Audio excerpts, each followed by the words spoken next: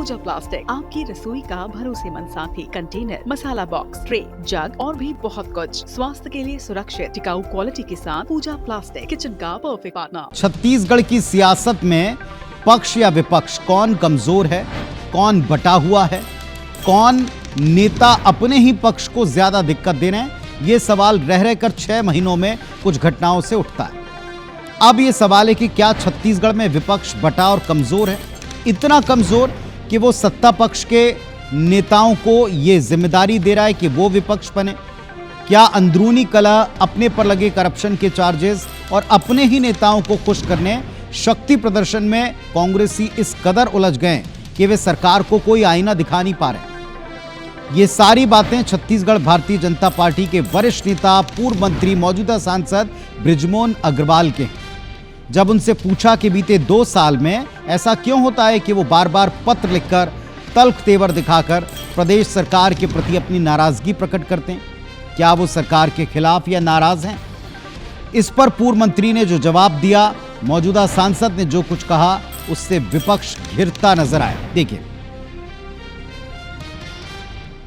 विपक्ष जब इन कामों को नहीं कर रहा है तो उन कामों को हमको करना पड़ रहा है। विपक्ष को इस भुलावे में रहने की जरूरत नहीं है। जिस विचार परिवार से जुड़े हैं, हम मरते दम तक उसी विचार परिवार से जुड़े रहेंगे। जब भारतीय जनता पार्टी का जनप्रतिनिधि उसको उठा रहा है तो उसका मतलब समझ लीजिए कि सरकार जनता का अधीन है।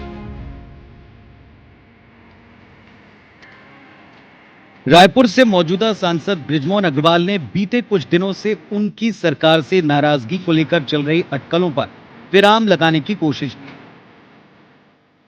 मंगलवार को प्रदेश के मुख्यमंत्री ने रायपुर के विकास को लेकर सांसद बृजमोहन अग्रवाल और रायपुर के 4 विधायकों के साथ गहन मंथन किया। मीटिंग के बाद सांसद बृजमोहन अग्रवाल ने सरकार को बार बार पत्र लिखने और नाराजगी के सवाल पर मौन तोड़ा। कहा कि वो सरकार के खिलाफ नहीं होते, बल्कि ऐसे सुझाव देते हैं जिस पर अमल कर सरकार बेहतर काम कर सके। साथ ही अग्रवाल ने विपक्ष पर करारा कटाक्ष कर कहा कि छत्तीसगढ़ में विपक्ष बटा हुआ और कमजोर है, जनहित के मुद्दे उठा नहीं पाता, इसलिए उन्हें ही अपनी सरकार को सही दिशा दिखाने पत्र लिखना पड़ रहा है।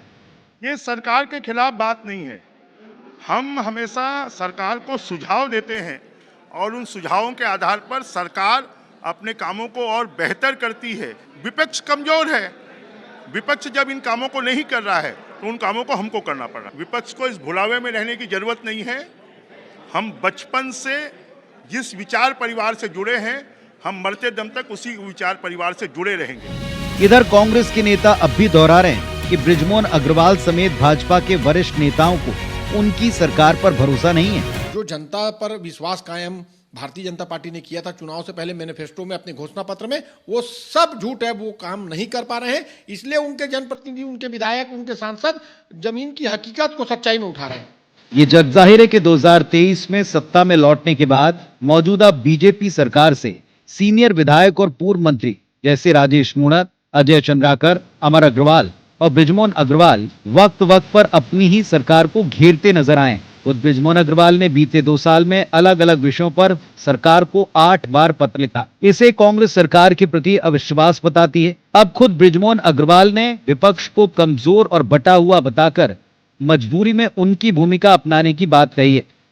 सवाल ये, क्या विपक्ष वाकई कमजोर है, जिसके चलते सत्ता पक्ष के नेताओं को सरकार की खामियां देखनी और बतानी पड़ रही? Bureau report, IBC 24।